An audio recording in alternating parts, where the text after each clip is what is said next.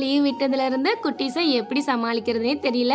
அவங்கள சமாளிக்கிறதே ஒரு பெரிய டாஸ்க்காக இருக்குது. இன்றைக்கி வீட் பட்டர் குக்கீஸ் பண்ணலான்னு சொல்லிட்டு தம்பி ரொம்ப நேரமாக கேட்டுக்கிட்டு இருந்தான். அதுக்கு தான் ரெடி பண்ணிக்கிட்டு இருந்தோம். 125 ml கப்பில் வந்துட்டு நாட்டு சக்கரை எடுத்துகிட்டு ஒரு ஏலக்காய் சேர்த்து பல்ஸ் மோடில் வந்து அடித்து எடுத்துக்கலாம். இங்கே பட்டருமே வந்துட்டு 1 ஹவருக்கு முன்னாடியே ஃப்ரீசர்லேருந்து எடுத்து வெளியே வச்சுட்டேன்.